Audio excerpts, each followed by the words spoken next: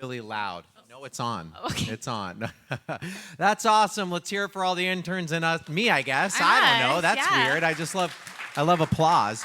No, okay, well, welcome to Tuesday nights. If I haven't had the chance to meet you, my name is Michael. I'm the college pastor here at Blackhawk Church, and this is Grace. She's the associate director. So everything that you see on a Tuesday night, most of it is from our interns and our volunteer leaders. They put everything on. This is the paid staff here, and we just love all our volunteers and tech and worship, everything. Can we give a hand for everyone that puts Tuesday nights on? That's right. We love that. And Grace and I. So if you've been coming for a few weeks, this format is a little bit different right now.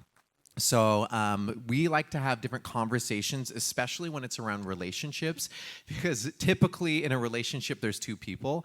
And so we thought it's a great way to model just what a conversation looks like when it has to deal with a relationship. And for our Tuesday night ministry, we love to talk about the things that we think are on people's minds. We think dating is something that is probably on people's minds. I know before I was married, it was on my mind all the time. And it's the thing that, is just kind of always there, whether you're in a dating relationship or you're single or wherever you're at. So we just want to talk about that. And to just kind of start with first, I'll just kind of say our relationship status. It's kind of awkward, I guess. I don't know. I'm married, you know that probably. Been married for over a year now, and Grace is single. I don't know why we laugh. That was going to be when we awkward say no that. matter what we did. It's going to be So, awkward, but single and proud. That's right. There you go. Thank That's you. right. That's right. And so we just really like the conversation to just show a couple different perspectives when it comes to dating. A couple things about dating. I just said the word perspective. And that's an intentional word. It's our perspective on dating. And really, we're going to be talking about a lot of wisdom that we've gathered through different mentors, through different books, through different podcasts, experiences, the Bible. But here's the thing about the Bible. The Bible actually doesn't talk about dating. You can look at the Bible. Dating is not in the Bible. Dating is a later social construct that was created. Back in the Bible, I'm just kind of painting a general picture. People got married generally really, really, really early in the Bible. And most of the time, it was like a business kind of contract, two families kind of coming together to support each other for survival. Okay, we have this livestock. Okay, well, we have a lot of farming vegetation. Let's come together. Your daughter will marry my son. There's this covenant, this partnership. It was like a business transaction. Well, dating really isn't like that in the 21st century Western American culture. A lot of it is based on love, chemistry, attraction. So if you open the Bible to find different things that talk about dating, you're going to find that there's nothing really in there. So today we want to not only share our perspective, but what we think is a godly perspective inspired by the Bible. But with that, we know that not everyone in the room is a follower of Jesus. You've heard this before, or maybe you're new to this, and this might be the first time. At Blackhawk Church and Tuesday nights, we believe that you don't have to believe to belong to be here. Wherever you're at on your faith journey, you belong. And so we might say some stuff where you're like, wow, that's not really culturally relevant. And yeah, guess what? Often the Bible isn't. The Bible withstands against culture. Sometimes the culture will be in favor of different things of the Bible, and sometimes against. And dating, it's I don't know, this weird line that kind of squiggles all about that. So, and maybe you are a follower of Jesus, and you might be like, oh, I don't really know if I agree with him. That's okay. It's okay. This is a conversation on perspective. So with that, let's just kind of jump in, because there's a lot of things that we want to talk about. So let's talk about dating. I'll share a little bit of my story. It's just a snapshot. So I didn't really date that much before I got married.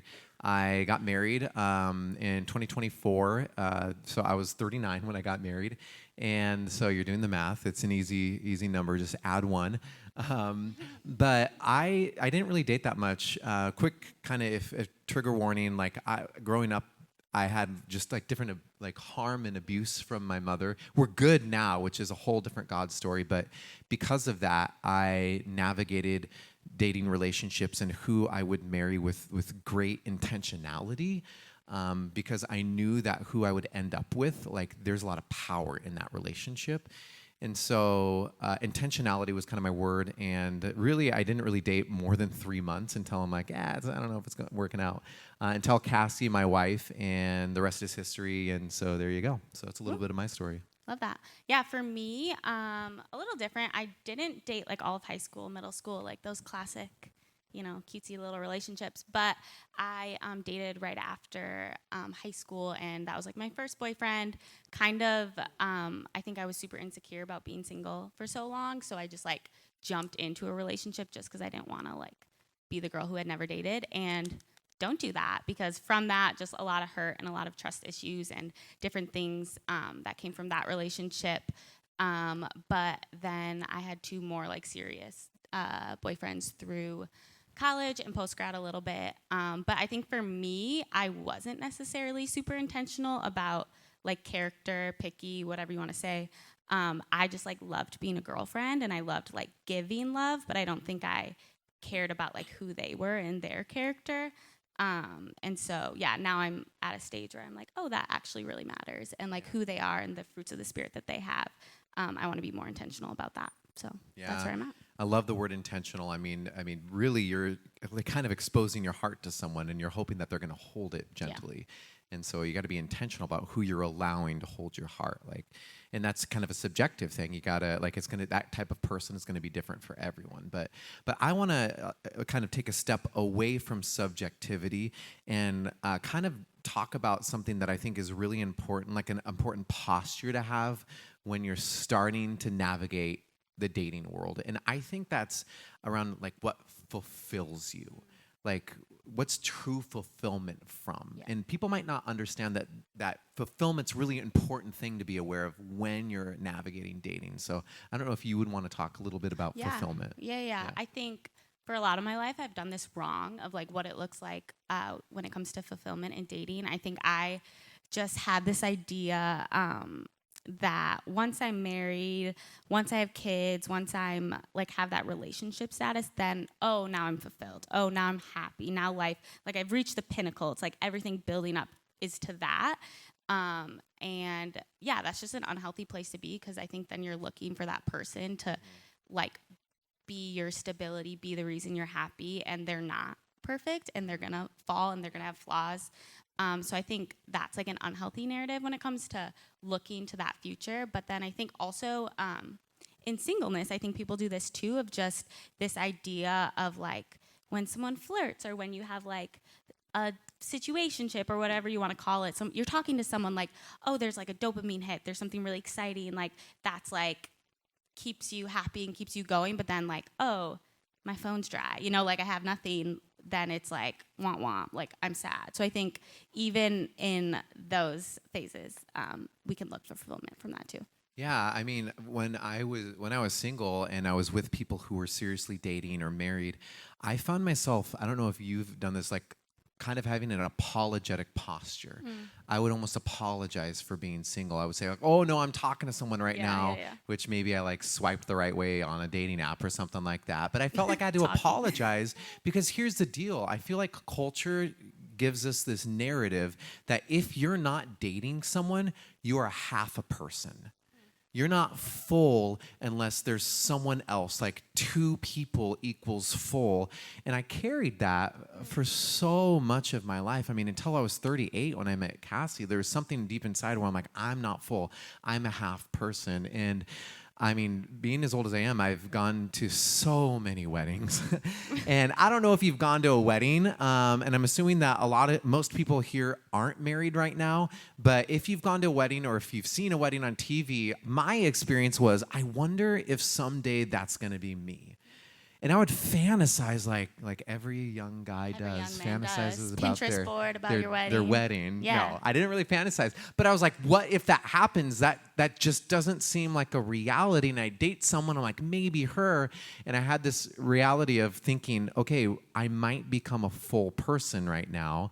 But that couldn't have been farther from the truth.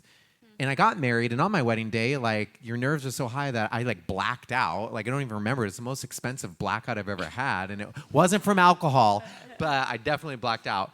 But I learned that maybe I'm not a half of a person.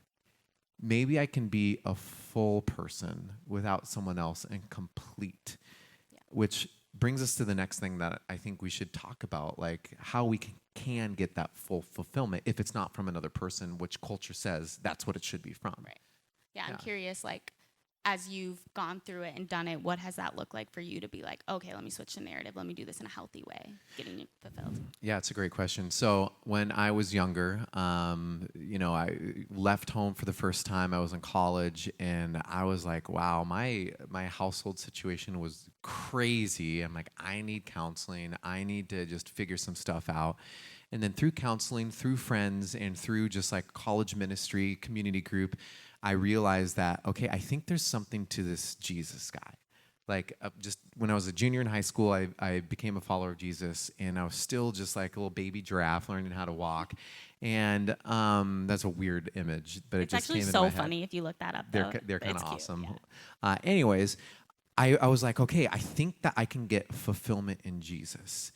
And I realized, man, I think that's what I need.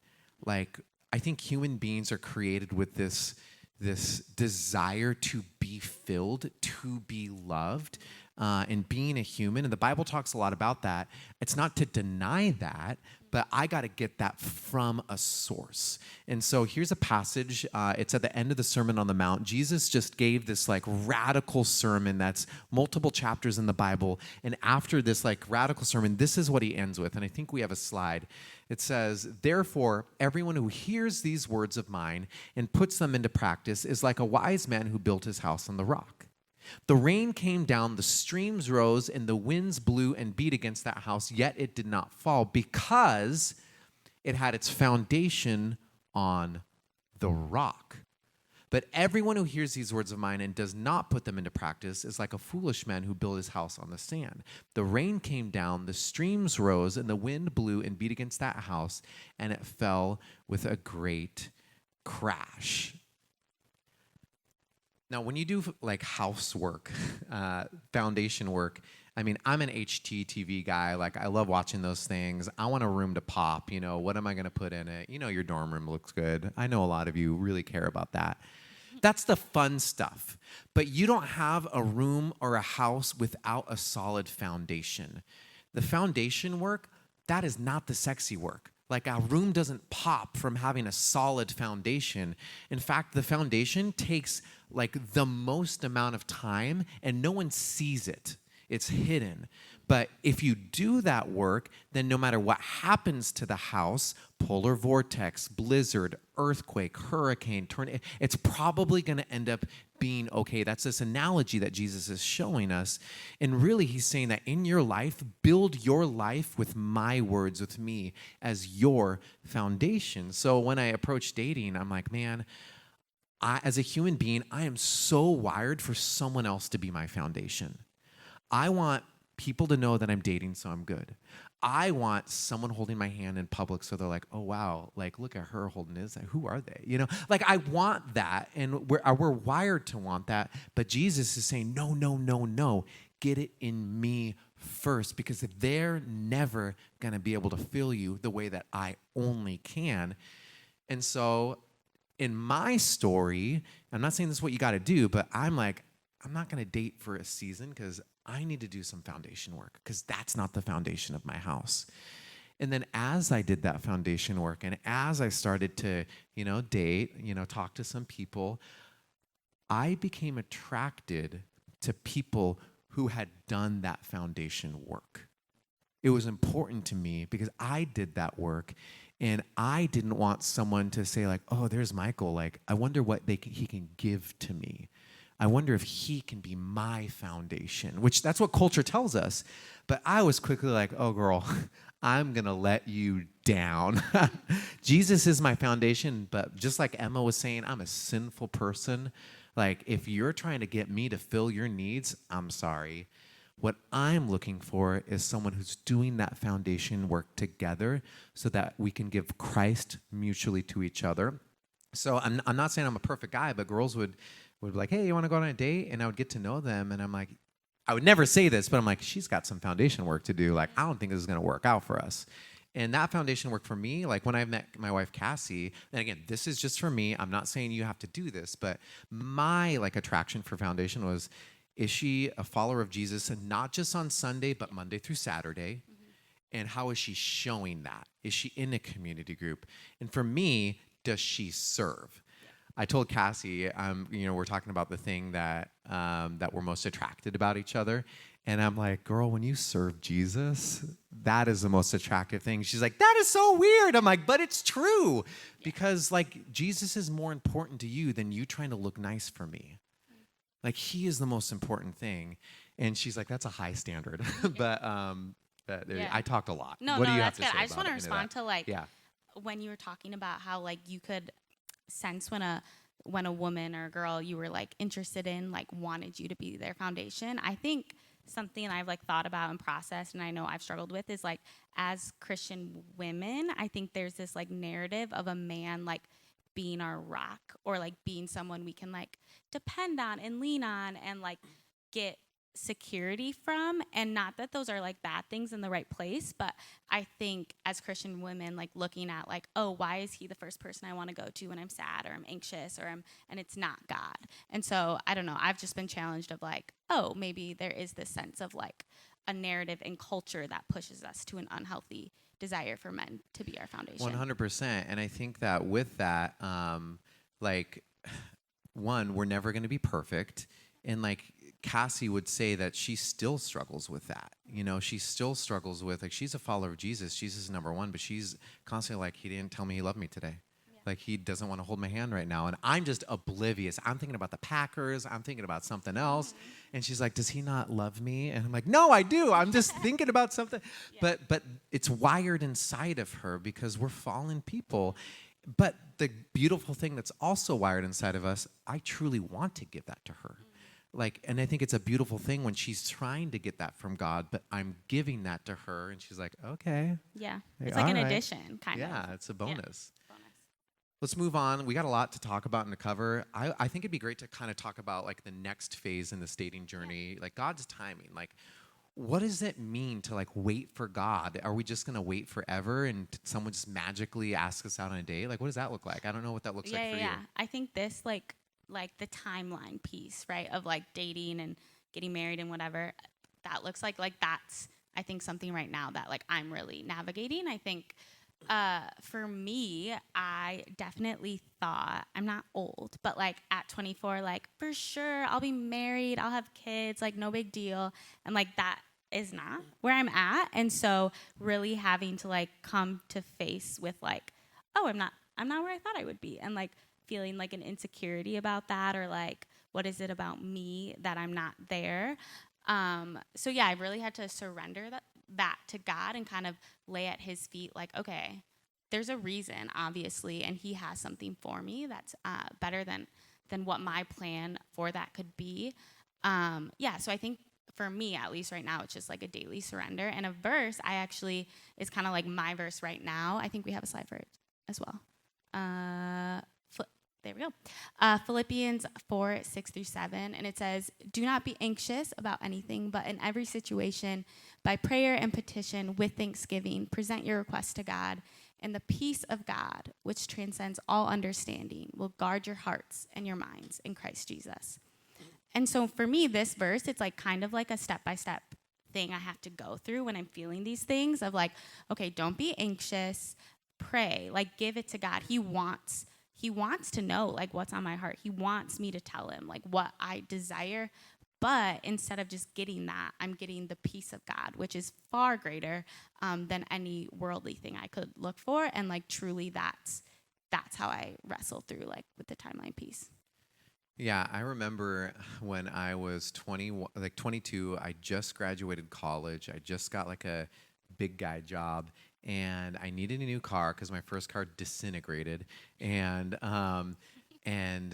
like for all you car guys out there, you probably relate to me. I'm like, I gotta get the best car. Do you want to know what? Do you want honest? This is honest to God truth. What my standard was for a car? I am not joking. I had one standard. It had to have child seat anchors.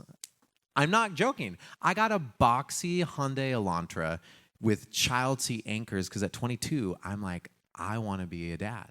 I want to be married. My vision for my life was that that would happen when I was young, and it didn't. And I don't know where you guys are at right now in your life, in your relationship status. I don't know if you're single, if you're dating, but I know the topic of like God's timing is a very personal and vulnerable thing. Maybe you're single right now and you just don't want to be single. And loneliness is like can be an intense feeling. It's not only like an intense physical feeling, but it's a social pressure that society does put on us, and that we also like take on ourselves. And it was just a really, really, really hard thing. I sold that car 10 years later, got another car, sold that car, got another car. And I remember I was 37, and I was talking with my counselor. And this was on like I would do peaks and valleys, because there would be some times where I'm like, singleness, because I do believe this, honestly, singleness is a joy. I am learning so much right now. I'm learning about myself, like I have freedom. I can kind of do what I want. And like there's so much beauty in the singleness stage that I knew to embrace, because I knew I probably wouldn't be there forever. That was a mountain. But then there were valleys where it was like, what is going on? And I would literally beat on God's chest and be like, do you not listen to me? Like, I wanted this when I was 22, and I'm 37 right now. And I was telling this to a counselor, and she challenged me. And I'm not saying that this is a challenge for you. I'm just saying that this is my story. She challenged me, is God enough for you? And I said, yes, counselor. He's enough. And she was like, oh, because it seems like you're incomplete right now. And I was like, excuse me, I'm a pastor. I give sermons. I have my MDiv. Like, God, I have paid student loans to prove that God is enough for me. And she's like, okay, you're 38. What if you're 45 and still single? Is God enough for you? Yeah, that's what I felt. And I said, no. I'm a pastor, 38. I'm like, he's not enough. And she said, I challenge you to come to the place where he becomes enough. And I went on, I'm getting emotional. For 3 weeks, I went on prayer walks, and I would shout to God, and I would say, like, you created us to be together. Like, that's a part of your creation. Marriage is a sacrament, and you know it's the number one thing I want, and I don't have that. I'm like, how dare you? And then I felt that, is he enough? And I found through the 3 weeks of just praying, that I had an idol. This is me, my story. I'm not saying this is you. I'm not saying you should take this on for yourself, but marriage was an idol. And I felt that once I had that, I would be complete. And then I finally came to this decision. I didn't feel like it was true for me, but it was kind of like jumping off a cliff. It's like, well, I just made this decision. I'm like, okay, you're enough. You're enough, God. And whenever those feelings of loneliness would come, I would remember that decision. And I lived in it. And I stopped looking at a dating app every waking second. I stopped feeling insecure. And for 2 months, that's how I lived. And I'm not saying that this is prescriptive. If you try this, again, this is my story. Then I met Cassie. And I'm so thankful that God brought me on that journey, because now, when I'm with Cassie, God is enough. He completes me. I'm not perfect, but I'm able to love her and give to her. She'll do something. When you get married, okay, even when you're seriously dating, like, beauty is fleeting, annoying is forever. Remember that, okay? I annoy her and she annoys me. And when she annoys me, she doesn't really annoy me that much. I'm kind of playing this up. But there are times when I'm like, what are you doing? Like, we are different. I remind myself, like, Jesus completes me, and I want to see her for the child of God that she is, and I want to bring that out in her. I don't need her to fill something in me. And so I'm talking a lot right now, but I'm so thankful that God brought me on that journey. And it's really helped my marriage. So, yeah, so I'll just really quick before I give it to you, wherever you're at on your singleness journey, like I don't know what your walk with God is going to look like. What I went through, that might not be what you go through, but I want to encourage you to honestly come to a place. If you have made the decision to follow Jesus, ask yourself, like, the depths of your soul, is God enough? And if he's not, why? And if like you say, like, if you answer that question that he isn't enough, I wonder what would it take for him to become enough. That's a hard journey. I've been there. It's a really lonely one, but there's a lot of fruit at the end of that. That's good. That's really good. That's hard, but I appreciate you sharing that. Yeah. I think we want to take like a hard turn Yep. and get a little more. I got a little preachy there, Yeah, I like love saying it. things I we love didn't it. even think to. No, it's great. We're gonna get a little more practical. So Good. like as we're talking about like going into dating, okay, now maybe you've gotten to the place where you're like, okay, I feel like I'm ready. Yep. I'm curious about kind of the conversation around like character versus chemistry. Like what does that look like? I feel like there's like two narratives out there in culture. It's like it's all about attraction, it's all about chemistry, or like there's also a Christian narrative that's like, man, it doesn't matter, just marry the first person you see. You love Jesus, let's get married. Marriage, yeah, perfect. Honest. Okay, so I'll just share what I think like the common general male perspective is, and this is overgeneralizing. But I think like attraction for guys is so important, but I think guys elevate it to a level that it should not be elevated to. I think we're wired for like to be for attraction to be important, but guys elevate it so much to where they're like looking on a dating app and they're like, nope. It's just a quick decision based on what they see. And it's just a standard that's not fair to women and not fair to them, and it's unhealthy. Totally. Yeah, that's good. I think for the women's perspective, I think, and again, we're overgeneralizing, so I don't know if this is for everyone, but at least for me and people I know, it like looks matter. Like obviously that like gives an initial attraction, but I think just for men to know, like pretty quickly, I feel like attraction can leave the minute you see something like unkind or something in their character that's like unattractive. I feel like then women don't even like see the outward because they're just like, never mind. Yeah, and I think guys can actually learn a lot from women here. I mean, I think, again, generally speaking, guys are probably wired more attraction, but we need to be wired more character. We need to go to character boot camp, honestly. I think guys spend a lot of time at the gym. I go to the gym. Come on. We like that. But I think guys need to go to the character gym more because they think they're going to get a girl by growing these biceps, but their character is puny. You know what I mean? And the girl's like, muscles. Okay, they're like, yeah, you look good. I see that bicep popping, but you don't got a character, like your character needs to pop. Yeah, that's good. Honestly. That's good. Okay. Yeah. Here you go. I love that. Right. No, that's so good. And here's what I mean by character. Yeah, go for it. What I mean by character isn't just being kind and kind is important. This is what the Bible says of what I mean about character. It's the fruits of the Spirit. It says, Galatians 5:22 through 23, but the fruit of the Spirit, I'm trusting my tech guys are going to bring it up there. Oh, if no, not, it's okay. It Did we not give it to them? That's my bad. You guys are awesome. You never do anything wrong. It's all us. It was me. The fruits of the Spirit, Galatians 5:22 through 23. But the fruit of the Spirit is love, joy, peace, patience, kindness, goodness, faithfulness. The Bible says these fruits of the Spirit only come when you spend time with the Spirit, with God. That's when these godly fruits come out. And if you're wondering what character I need to grow in, these are the places to start, and it's only found in a deep relationship with Jesus. It can look like the fruits, but when you bite into like a fake fruit, and you're like, this is a fake fruit, it looks like a fruit. I'm talking about the real fruit that can only come from the Holy Spirit. Yeah, that's good. I feel like, just to add on to that, I feel like a lot of us, like the bar is like, if you're following Jesus, the bar is, oh, they're a Christian. Okay, check, done, like that's it. But truly, like just because someone says they're a Christian does not mean that they have the fruit of the Spirit. They might go to church on Sunday, but they're not spending time like intentionally growing their relationship with Jesus.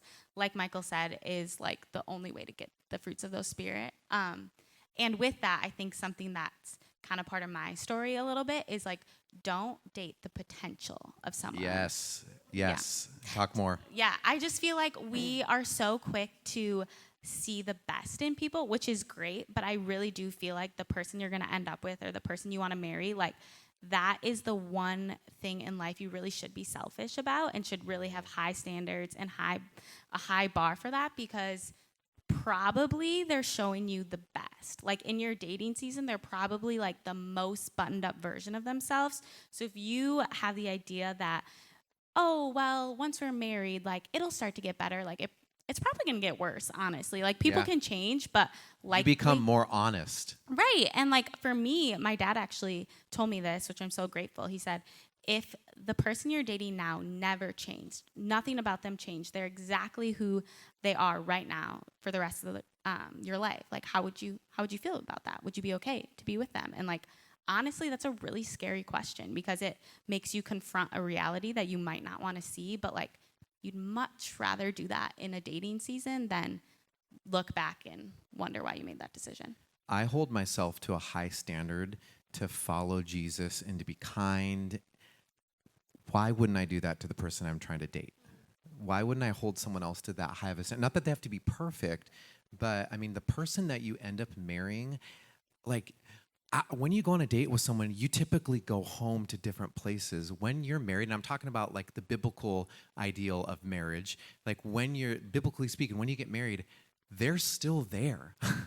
When you go to bed, you're sleeping in the same bed with them. When you wake up, and guys, if makeup and attraction is the most important thing to you, I love my wife, but you don't look that good when you wake up, okay? You don't. I don't look like good. You can brush your teeth at night. When you wake up, your breath does not smell good. You're not the best version of yourself when you wake up, and like people become more like honest. So if you're experiencing something where you're like, oh, but they could change, are you going to bet your life on that? Are you going to bet the person that you're like sharing the most intimate parts of your life? Are you going to bet that? Like that's a big bet. Okay, a couple more things because we're going over, but really quick because I think they're really important. 2 things. Is it okay if we just go over a little bit? We'll do one song after this. Okay, that's great. The first thing I want to talk about is understanding your wiring. Like understand how you are wired and understand how they are wired. So we're kind of building this house foundation. Now this is just kind of the last things. Know how you are wired, your strengths and your flat sides. Date someone who would want that and know how they're wired and like how they are wired. Okay? So I'll just use a quick example. I'm more of a feeler, right? I just like, if you tell me something, I'm gonna feel it with you. I feel.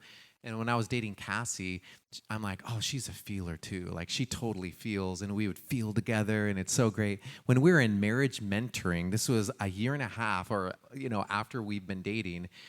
The first conversation we had with our marriage mentors, we like talked to them, sat down, and it was talking about feeling and analytical. And the wife of their marriage mentor couple, she said, well, Michael, you're clearly a feeler and she's clearly analytical. And I said, I'm like, no, we're both feelers. And then Cassie looked at me. She's like, nah. And then I was like, oh. So Cassie's the kind of girl, if we're going on vacation in 9 months, right before we go to bed, she's going to be like, Michael, can I talk to you? And I'm like, it's literally 11 at night. I have my tanky over my eyes and my earbuddies in. It's how I sleep. I'm like, what? And she's like, okay. So in 9 months, the morning when we leave, can I go over my travel checklist with you? And before I knew she was analytical, I was like, dear God, the last thing I want to do is talk about that. But now that I know she's analytical, I'm like, okay, we are different, but I want to bring your personality out to its fullest. I want to let you shine in the way God created you and not make you into a version that is me or a version that I like more. And so having the boldness to do that is really, really important. Know who they are wired and bring that out, and know that. And don't become someone you think they want, because after a while, you're going to be who you are. And that's important. No, that's really good. I like that a lot. Okay, should we do our last? Last one, then we're done. Okay, yeah. So let's talk about really quick the role community plays in dating. Like when you're dating, what type of like people do you have in your corner? Who are their friends? Why does it matter? Yeah, I think this is so good. I think something that people don't do enough, but I feel like people should do, is if you're like interested in getting to know someone, or you might be newly dating, like look at who their friends are, because are you interested in being friends with the type of people that they're friends with? I feel like that can tell you a lot about someone. And also, like, if marriage is the goal and that's the hope, like, you're going to want couple friends. You're going to want to have a life that feels like it can work together. And I feel like a lot of people ignore that when it comes to dating. So I feel like that's huge. That's huge. When I was dating Cassie before I proposed to her, I wanted to see how she really acted with her friends and how she treated her family. That was really important because the family, they get to see the real you, and I'm like, oh, I want to see the real her, you know. Yeah. And so that's super important. And the last thing that I'll say is seeking wise counsel when you're dating is so important. So I was single for most of my life, and I thought that I could give pretty good counsel, and I could. You're giving wise counsel right now, but there's moments where I needed to seek counsel from someone who was not only the stage ahead of me, but they were in the type of relationship that I desired to be in. And so my friend he's still one of my best friends. His name's Andrew. He's married, has 2 kids now. And I remember when I was dating Cassie, when things were going well, we dated long distance. We had a great date, and I was freaking out. I was like spiraling. I'm like, how is this gonna work? She lives in Minneapolis. I'm in Madison. Yada yada yada yada. Spiraling, and I'm like, I gotta break up with her. Like, it's not gonna work. So I called Andrew to be like, basically, how do I break up well? And he's like, bro, quit spiraling. He's like, did you have a good time? I said, yes. He's like, stop thinking about tomorrow. Just think about right now, and that's what you should do for your whole relationship. And that literally is the advice that made me get married, you know? But I got that from wise counsel because someone was there. So it's good to have single friends that can give you wise counsel. But if you're really wanting to be in like a godly or healthy relationship, seek someone out who's in that relationship that you desire to be in. So Yeah, it's so good. I feel like too, like they can just give you a perspective. If they're that stage ahead, they can give you a perspective that maybe someone in the same season can't give you because they haven't lived it. yeah. So. Well, there you go. We just wanted to talk a little bit about dating. We hope that there's something that you might have gotten from this. And man, dating's hard. So wherever you're at, you're not alone in your journey. You're with people. God is with you. And I would love to just kind of pray over you before we go into one last song of worship. So Jesus, we just thank you. God, we thank you that we are not alone. I know, man, loneliness is, I think, one of our great enemies. You experienced loneliness, and part of the reason that you're so close to us and you pursue us is because you don't want us to be alone. We weren't created to be alone. And so, God, as we're navigating dating, no matter where we are at right now, maybe we just went through a breakup and we feel the sting. Maybe we're dating right now and things are going really well and we're like, pinch me, I'm just so excited. Or maybe we're in a relationship right now and we're questioning, man, should I be with this person? Maybe we've been single for a long time and we don't want to be. Or maybe we're single and we're like, man, this is a mountaintop. I love being single. God, people right now are at different places in the room when it comes to their relationship status. And I just pray that by your Spirit, you preside with them, Jesus. That you give counsel, you give comfort, and you let people know that they are not alone, Jesus. Sometimes relationships, when they don't go that well, it can be one of the hardest things to navigate. And if anyone's in that right now, Jesus, or if people might be in that in this future, I pray that they can seek wise counsel, that they don't go through that alone, and that they know that you are with them, Jesus. And I pray the last thing is that we can build our foundation on you. No matter our relationship status, the number one relationship that matters the most is our relationship with you, Jesus. So as we are trying to cultivate a dating relationship, help us cultivate our relationship with you first and foremost. In your name we pray. Amen.